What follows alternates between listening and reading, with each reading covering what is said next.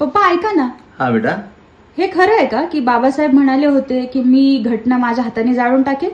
Okay, म्हणजे तू सध्या जी ऐकती ना सगळं, की डॉक्टर बाबासाहेब आंबेडकर म्हणाले होते की मी स्वतः घटना जाळीन, आहे ना. हं? पण कसं आहे बेटा, उचलली जीभ आणि लावली टाळ्या.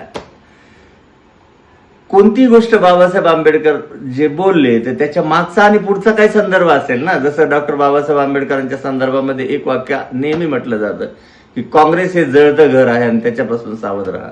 पण डॉक्टर बाबासाहेब आंबेडकर हे वाक्य का बोलले आणि केव्हा बोलले, कशासाठी बोलले, याचा सुद्धा आपण अभ्यास करणं गरजेचं आहे.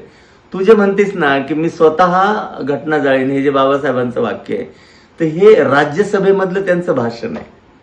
आणि मला असं वाटतंय की 2 सप्टेंबर 1953 मधलं हे भाषण आहे त्यांचं राज्यसभेमधलं. आणि ते सुद्धा जी चर्चा चालू होती आंध्र प्रदेश स्टेट्स बिल या विषयावर, बहुसंख्याक आणि अल्पसंख्याक या विषयावर बोलताना डॉक्टर बाबासाहेब आंबेडकर म्हणतात की आपण अल्पसंख्याकांवर अन्याय करता कामा नये.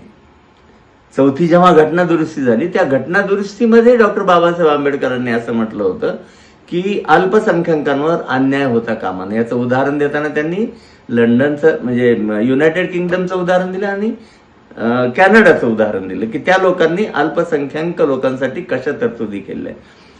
मग याच्यानंतर जेव्हा हा विषय आला की बाबासाहेब असं का म्हणाले घटना जाळीन, तर ते असं म्हणतात की आपण देवासाठी मंदिर तयार केलेले आणि या मंदिरामध्ये जर राक्षस बसले तर मग ते देवालय म्हणजे ते जे मंदिर आहे ते नष्ट करण्याशिवाय आपल्या पर्याय नाही.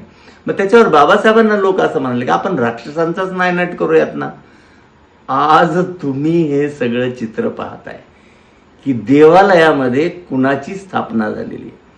बाबासाहेब असं म्हणतात की आपल्याला राक्षसांचा नायनाट करता येत नाही.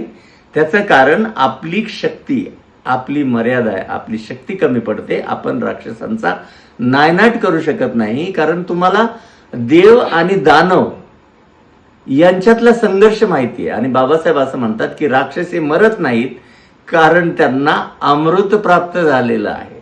आणि आज याच्यापेक्षा काय वेगळी अवस्था आहे.